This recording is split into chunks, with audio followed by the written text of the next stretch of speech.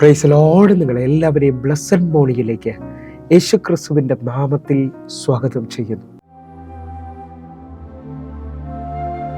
ഇത്ര നല്ല രക്ഷകനായ യേശുവേ, ഇത്രമാം സ്നേഹം നീ തന്നതാ. ഇത്ര നല്ല രക്ഷകനായ യേശുവേ, ഇത്രമാം സ്നേഹം നീ തന്നതാ.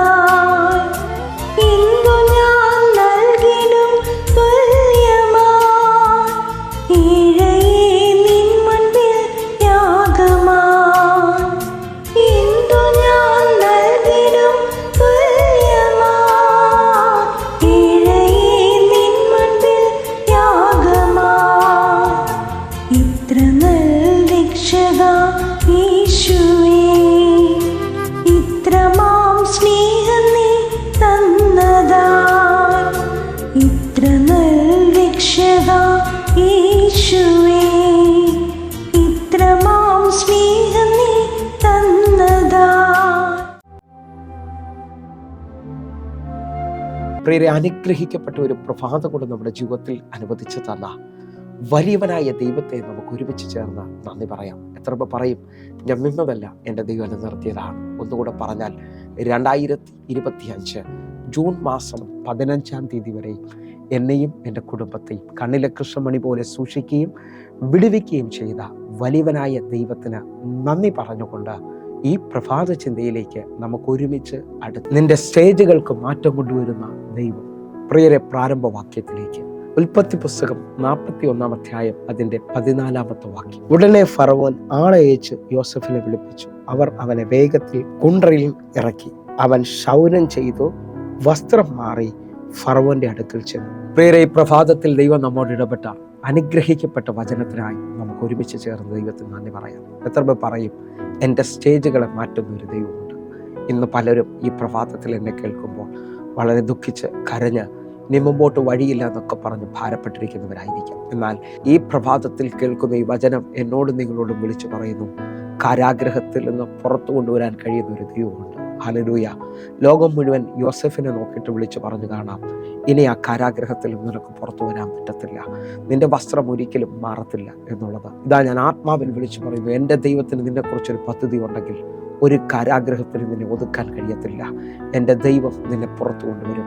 എൻ്റെ ദൈവം നിന്റെ സ്റ്റേജുകൾക്ക് മാറ്റം കൊണ്ടുവരും. നമ്മൾ ഈ വായിച്ച വചനത്തിൻ്റെ പശ്ചാത്തലം എന്ന് പറയുന്നത്, ചെയ്യാത്ത കുറ്റത്തിന് യോസേഫ് കാരാഗ്രഹത്തിൽ അടയ്ക്കപ്പെട്ടിരിക്കുകയാണ്. പൊത്തീഫറിന്റെ വീട്ടിൽ താൻ ചെയ്യാത്ത കുറ്റത്തിന് ഇതാ തന്നെ കാരാഗ്രഹത്തിൽ അടച്ചിരിക്കുകയാണ്. എന്നാൽ എൻ്റെ ദൈവം അവനെ ആളയച്ച് ഫറവോനിലൂടെ പുറത്തു കൊണ്ടുവരികയാണ്. ഞാൻ ആത്മാവിൽ വിളിച്ചു പറയാം, നിങ്ങളുടെ ജീവിതത്തിനകത്തും ഒരിക്കലും ഇനി മാറത്തില്ലെന്ന് പറയുന്ന പല സ്റ്റേജുകളെയും ഇന്നത്തെ ഈ ദൂതിനകത്ത് നിങ്ങൾ വിശ്വസിക്കുമെങ്കിൽ നിങ്ങളുടെ ജീവിതത്തിൽ മാറ്റം കൊണ്ടുവരും. യോസഫിൻ്റെ ജീവിതത്തിനകത്ത് നിങ്ങളൊന്ന് ആഴമായി ശ്രദ്ധിച്ചു നോക്കിയാൽ അവൻ്റെ ജീവിതത്തിനകത്ത് പല മേഖലകളിൽ അവൻ വസ്ത്രങ്ങൾ മാറുന്നത് കാണാം. അവൻ്റെ ജീവിതത്തിനകത്ത് ആദ്യമായി വെളിപ്പെട്ടത് അവൻ അപ്പൻ ഇഷ്ടപുത്രനായപ്പോൾ. ഉൽപ്പത്തി പുസ്തകം 37-ാം അധ്യായം അതിൻ്റെ 3-ാമത്തെ വാക്യത്തിനകത്ത് അപ്പൻ അവനൊരു നിലയങ്കി, ഇഷ്ടപുത്രനായതുകൊണ്ട് ഒരു നിലയങ്കി ഉണ്ടാക്കി കൊടുക്കുന്നത് കാണാൻ പറ്റും.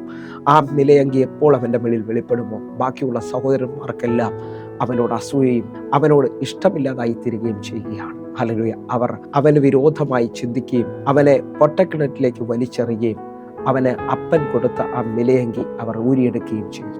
എന്നാൽ അവിടുന്ന് അവൻ്റെ സഹോദരന്മാർ അവനെ 20 കാശിന് വിറ്റുകളയുന്നത് കാണാൻ പറ്റും. എന്നാൽ 39-ാം അധ്യായം 1-ാമത്തെ വാക്യത്തിനകത്ത് ഇതാ പൊത്തീഫർ ഇശ്മായേലിയരുടെ കയ്യിൽ നിന്ന് അവനെ വില കൊടുത്ത് വാങ്ങിക്കുകയാണ്. അടിമച്ചന്തയിൽ നിന്ന് വസ്ത്രമില്ലാതെ നിൽക്കുന്നിടത്തുനിന്ന് ഇതാ പൊത്തീഫർ അവനെ വില കൊടുത്ത് വാങ്ങിച്ച് പൊത്തീഫറിന്റെ വീട്ടിൽ കൊണ്ടുവന്ന് അവന് പുതിയ വസ്ത്രം കൊടുക്കുകയാണ്. ആ ചില ദിവസങ്ങൾ കഴിഞ്ഞപ്പോൾ, ചില മാസങ്ങൾ കഴിഞ്ഞപ്പോൾ പൊത്തീഫറിന് അവനോട് ഇഷ്ടം തോന്നി.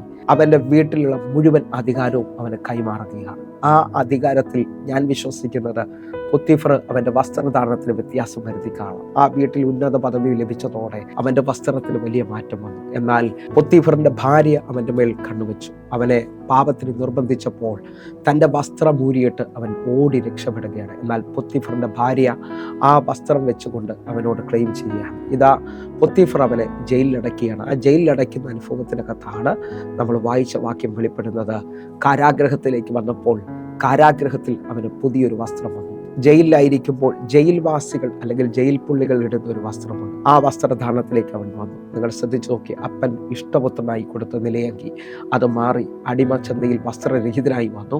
അവിടെ നിന്ന് പൊത്തിഫർ തൻ്റെ വീട്ടിൽ നിന്നപ്പോൾ ഒരു വസ്ത്രം കൊടുത്തു. അവിടെ നിന്ന് ഉയർന്ന തലത്തിലേക്ക് മറ്റൊരു വസ്ത്രം കൈമാറി ഞാൻ വിശ്വസിക്കുന്നു. എന്നാൽ തൻ്റെ ഭാര്യ നിമിത്തം ആ വസ്ത്രവും നഷ്ടപ്പെട്ട് അവൻ കാരാഗ്രഹത്തിൽ അടയ്ക്കപ്പെട്ടു. കാരാഗ്രഹത്തിലായിരിക്കുമ്പോൾ അവിടെ അവനൊരു പുതിയ വസ്ത്രം ലഭിക്കുന്നു. ആ വസ്ത്രത്തിനകത്ത് ഇനി ഒരിക്കലും ഒരു മോചനമില്ലെന്ന് ചിന്തിച്ചുകൊണ്ടിരിക്കുമ്പോൾ ഫറവോൻ ആളയച്ച് അവനെ വരുത്തി ഇതാ അവന് പുതിയ വസ്ത്രം വിട്ടുകൊടുക്കുകയാണ്. അവിടെ തീരുന്നില്ല കേട്ടോ. 41 അധ്യായം അതിൻ്റെ 42, 43 വാക്യങ്ങൾ നമ്മൾ ഒരുമിച്ച്.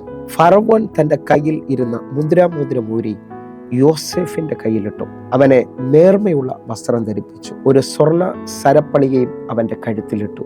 43 വാക്യം. തൻ്റെ 2-ാം രഥത്തിൽ അവനെ കയറ്റി മുട്ടുകുത്തുവിൻ എന്ന് അവന്റെ മുമ്പിൽ വിളിച്ചു പറയിച്ചു. ഇങ്ങനെ അവനെ മിസ്രയീം ദേശത്തിനൊക്കെയും മേലധികാരിയാക്കി. എന്നെ കേൾക്കുന്ന ഒരു യോസേഫിന്റെ മേളിലേക്ക് ഫറവോൻ പുതിയൊരു വസ്ത്രം ഇടുകയാണ്. ആ വസ്ത്രം തന്റെ അധികാരത്തെ വെളിപ്പെടുത്തി.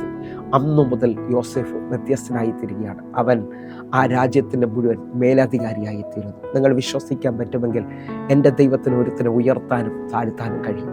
നിങ്ങൾ വിശ്വസിക്കാൻ പറ്റുമെങ്കിൽ നീണ്ട നാളുകളായിട്ട് നിന്ന് നിന്ദ, പരിഹാസം നിങ്ങളുടെ മേളിൽ നിന്ന് മാറാൻ പോവുകയാണ്. നിങ്ങൾ ആ പട്ടണത്തിൽ, ആ ഭവനത്തിനകത്ത് തല ഉയർത്താൻ പോവുക. കാരണം നിന്റെ ദൈവം നിന്നെ ഉയർത്തുകയാണ്. ഒന്നുകൂടെ പറഞ്ഞു കഴിഞ്ഞാൽ, എസ്തേറിനെ അപ്പനും അമ്മയും ഇല്ലാത്തവളെ ആ രാജ്യത്തിൻ്റെ രാജ്ഞിയാക്കുവാൻ എൻ്റെ ദൈവത്തിന് കഴിയുമെങ്കിൽ, രാജ്ഞിയുടെ വസ്ത്രധാരണം വ്യത്യസ്തമാണ്. അത് അപ്പനും അമ്മയില്ലാതെ ഒരു നല്ല വസ്ത്രമില്ലാത്തവളെ എൻ്റെ ദൈവത്തിന് ഇഷ്ടം തോന്നി അവളുടെ മേളിലേക്ക് കിരീടം വെച്ചു കൊടുത്തുകൊണ്ട് വസ്തിക്ക് പകരം രാജ്ഞിയാക്കുകയാണ്. ഞാൻ വിശ്വസിക്കുന്നു എൻ്റെ ദൈവം ഈ മെസ്സേജ് കേട്ടുകൊണ്ടിരിക്കുമ്പോൾ തന്നെ ചിലവരുടെ വസ്ത്രധാരണത്തിന്, ചിലവരെ ജോലിക്കകത്ത്, ചിലവരെ ജീവിതത്തിനകത്ത് ഭയങ്കര മാറ്റങ്ങൾ കൊണ്ടുവരാൻ പോവുകയാണ്. നിങ്ങൾ വീട്ടിൽ നിന്നതുപോലല്ല അമേരിക്കയ്ക്ക് പോകുന്നത്. ഹല്ലേലൂയ. അമേരിക്കയ്ക്ക് പോകാൻ പ്രത്യേക വസ്ത്രവും പ്രത്യേകമായ ചില സ്ഥലങ്ങളിലേക്ക് ചെല്ലുമ്പോൾ പ്രത്യേക വസ്ത്രങ്ങളാണ് ഇടുന്നത്. നാട്ടിലെ കേരളത്തിൻ്റെ അറ്റ്മോസ്ഫിയർ അല്ല അയർലൻഡിലേക്കും ഹല്ലേലൂയ UK-യിലൊക്കെ ഉള്ളത്. അവിടെ ഇപ്പോൾ തണുപ്പിൻ്റെ സമയമാണ്. ഹല്ലേലൂയ. തണുപ്പിൻ്റെ ഡ്രസ്സ് ഇടാനായിട്ട് നിങ്ങൾ ഒരുങ്ങാൻ തയ്യാറാകുക. നിങ്ങളുടെ ജീവിതത്തിനകത്ത് കാനഡയിൽ ചെല്ലുമ്പോൾ, ഓസ്ട്രേലിയയിൽ ചെല്ലുമ്പോൾ വസ്ത്രധാരണത്തിന് വ്യത്യാസമുണ്ട്. അമേരിക്കയിൽ ചെല്ലുമ്പോൾ വസ്ത്രധാരണത്തിന് വ്യത്യാസമുണ്ട്. നിങ്ങൾ വിശ്വസിക്കാൻ പറ്റുമെങ്കിൽ നിങ്ങളുടെ ജീവിതത്തിനകത്ത് പുതിയതൊന്ന് കർത്താവ് ചെയ്യാൻ പോവുകയാണ്. യെശയ്യാവ് 43 അധ്യായം 18 വാക്യം പറയും, മുമ്പുള്ള ഓർക്കണ്ട, പണ്ടുള്ള നിരൂപിക്കുകയും വേണ്ട, ഇതാ ഞാൻ പുതിയതായി ഒന്ന് ചെയ്യുന്നു. എൻ്റെ ദൈവം പുതിയതൊന്നും നിൻ്റെ ജീവിതത്തിനകത്ത് ചെയ്യുകയാണ്. ഒന്നുകൂടെ പറഞ്ഞാൽ, ദാവീദിനെ അപ്പനും സഹോദരങ്ങളും തെള്ളി അവനൊരു ഇടയ ചെറുക്കനായിട്ട് കാട്ടിൽ നടക്കുന്നത് പ്രത്യേകമായ വസ്ത്രത്തിനകത്താണ്. എന്നാൽ ആ ബാലനെ വിളിച്ചുകൊണ്ട് ദൈവം അഭിഷേകം ചെയ്ത് രാജാവാക്കുമ്പോൾ അവൻ്റെ ജീവിതത്തിൽ വസ്ത്രധാരണം മാറി അവൻ്റെ സ്ഥിതിക്ക് മാറ്റം വരുത്തി. ഞാൻ ആത്മാവിൽ വിളിച്ചു പറയുന്നു, നിങ്ങളുടെ ജീവിതത്തിനകത്തും ഇതേപോലെ തന്നെ അർഹിക്കാനാകാത്ത ചിലത് കർത്താവ് ചെയ്യാൻ പോകുകയാണ്. ഒന്നുകൂടെ പറഞ്ഞു കഴിഞ്ഞാൽ, യേശുവിനെ നിങ്ങൾ ശ്രദ്ധിക്കണം. യേശുവിൻ്റെ ക്രൂശീകരണത്തിനകത്ത് യേശുവിനെ അല്ലെങ്കിൽ ക്രൂശിക്കുന്നതിന് മുമ്പായി അവൻ്റെ വസ്ത്രം ഊരിയെടുക്കുകയും അവനെ ധൂമവസ്ത്രം ധരിപ്പിച്ചതായി കാണുന്നുണ്ട്. ഹല്ലേലൂയ. യേശുവിൻ്റെ വസ്ത്രം അവർ നറുക്കിട്ടെടുത്തു, പങ്കിട്ടെടുത്തു എന്നവിടെ വ്യക്തമായി കാണാൻ കഴിയും. എന്നെ കേൾക്കുന്നൊരു ഉയർപ്പിൻ്റെ ദിവസം ആർക്കും മാറ്റാൻ കഴിയാത്ത മഹത്വത്തിൻ്റെ വസ്ത്രം ധരിച്ചുകൊണ്ട് യേശു പുറത്തു വരികയാണ്. നിങ്ങളുടെ ജീവിതത്തിനകത്ത് വലിയ സ്റ്റേജുകളെ മാറ്റുന്ന, ജീവിതത്തിൻ്റെ അവസ്ഥകളെ മാറ്റുന്ന ഒരു തലം ഈ പ്രഭാതത്തിൽ വെളിപ്പെടുമെന്ന് ഞാൻ വിശ്വസിക്കുന്നു. നമുക്ക് ഒരുമിച്ച് കണ്ണുകൾ അടയ്ക്കാം, പ്രാർത്ഥിക്കാം. ഞങ്ങളെ സ്നേഹിക്കുന്ന ഞങ്ങളുടെ നല്ല കർത്താവേ, പൂർണ്ണ ഹൃദയത്തോടെ എന്നെ കാണുന്ന, എന്നെ കേൾക്കുന്ന ഓരോ മക്കൾക്കുമായി ഞാൻ പ്രാർത്ഥിക്കുന്നു. ഈ പ്രഭാതം മുതൽ ഇവരെ കണ്ണുനീരിൻ്റെ സ്റ്റേജ് മാറട്ടെ, ഇവരെ വിലാപത്തിൻ്റെ സ്റ്റേജ് മാറട്ടെ, ഇവരെ രട്ടിനെ അടിച്ച് സന്തോഷം മുടിപ്പിക്കട്ടെ. എൻ്റെ കർത്താവ് അത് ചെയ്തതിനായി നന്ദി. യേശുവിൻ നാമത്തിൽ ഞാൻ പ്രാർത്ഥിക്കുന്നു. കേൾക്കണം പിതാവേ. ആമേൻ. ആമേൻ. പ്രിയരെ, പ്രഭാത സന്ദേശം നിങ്ങൾക്ക് അനുഗ്രഹമാകുന്നു എന്ന് വിശ്വസിക്കുന്നു. നമ്മുടെ യൂട്യൂബ് ചാനൽ സബ്സ്ക്രൈബ് ചെയ്യും, ഫേസ്ബുക്കിലേക്ക് നിങ്ങൾ ജോയിൻ ചെയ്യുകയും ചെയ്യണമെന്ന് ഓർപ്പിക്കുന്നു. അതേപോലെ തന്നെ എന്നെ കേൾക്കുന്നവരെ ഈ കാണുന്ന നമ്പറുകളിൽ 811 നിങ്ങൾക്ക് വിളിച്ചാൽ നിങ്ങളുടെ പ്രാർത്ഥന വിഷയം പറയാൻ കഴിയും. 9072 വാട്സപ്പ് നമ്പറാണ്. അതിനകത്തേക്ക് മെസ്സേജ് അയച്ചാട്ടെ, ഞാൻ തന്നെ നിങ്ങൾക്ക് റിപ്ലൈ ചെയ്യും.